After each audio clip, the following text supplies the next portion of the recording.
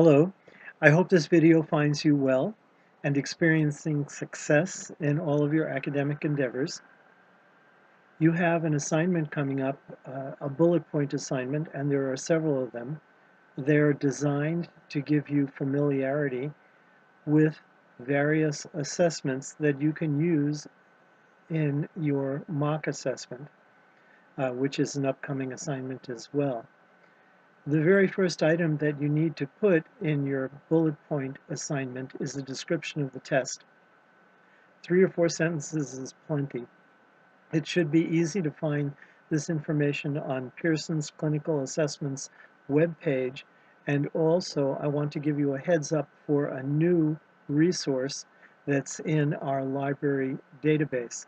If you go to the homepage of Sakai, on the left-hand side, click on Library Resources. After you log in, you'll be taken to a list of databases. They're quite extensive.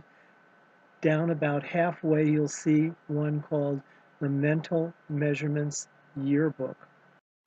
Simply type in whatever test you're investigating, and you'll be rewarded with a plethora of information about that test. The next item may be a little bit more difficult. That's norms. When a test is developed, when someone wants to publish a test, they'll take a large group of people that they hope will be representative of the kinds of people that the test is targeting. For instance, if it's elementary school children, they may say elementary school children in grades 4, 5, and 6. They may be testing reading ability or something like that. This group is known as the norming group, the normative sample.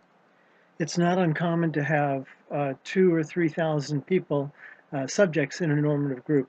This normative group then gives you a baseline to compare scores to. For instance, if the average of all of the scores in the normative group was 100, and your client scored 115, you would know that they scored slightly above the average on that test. So norms are really important. When the intelligence tests first were developed, they were normed on what would be considered white middle-class students. Sometimes then these tests were actually abused by being administered to inner city black children who really did not share the same cultural opportunities, lifestyle, or set of experiences with the normative group. You can imagine what the results were like. These test results were sometimes used to try and demonstrate that black inner city children were inferior in intelligence to white middle-class children. An obvious misuse of the test.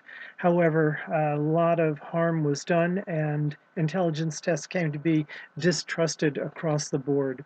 So a normative group is very important, and it's very important that your subjects share the general characteristics of the normative group. I hope that makes it clear what a normative group is. Most tests will tell you how many subjects were in the normative group and how they were chosen. It is not uncommon for intelligence tests to be normed on several groups, and not only normed on several groups, but also in different languages. For instance, many tests are available with normative groups who are Spanish speaking and English speaking as well, some with many other European languages.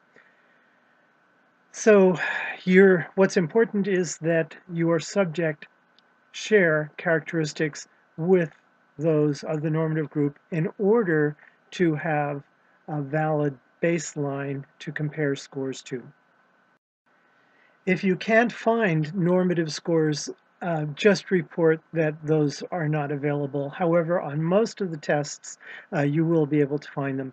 When you get to the projective instruments that are subjectively scored, there will be very little normative data.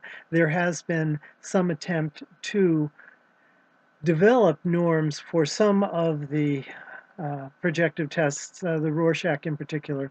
But in the case of not being able to find norms when you get to those projective tests, just report that that is the case. The next categories are fairly obvious. How the results are presented.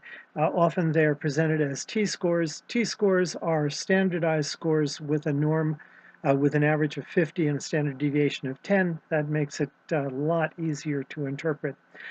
Some are reported in percentiles, some in, well, there's going to always be raw scores. My gosh, you can tell I'm from New York, raw scores.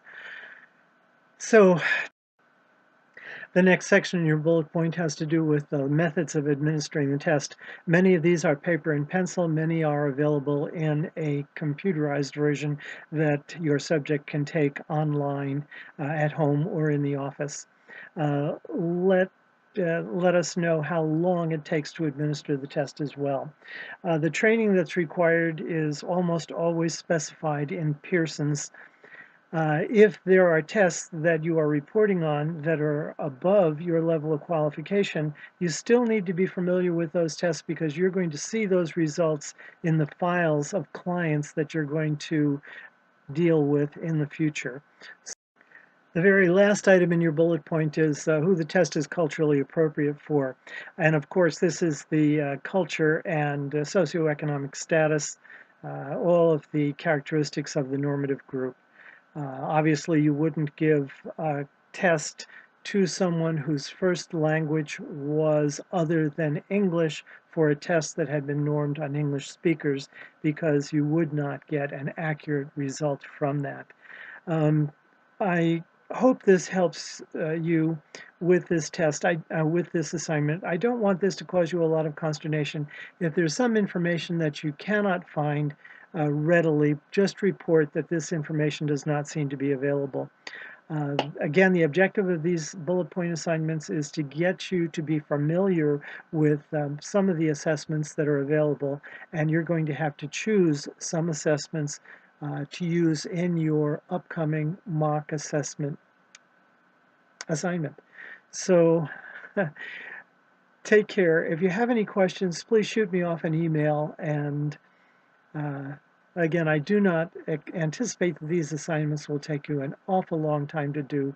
Do not spend hours researching one item for a bullet point.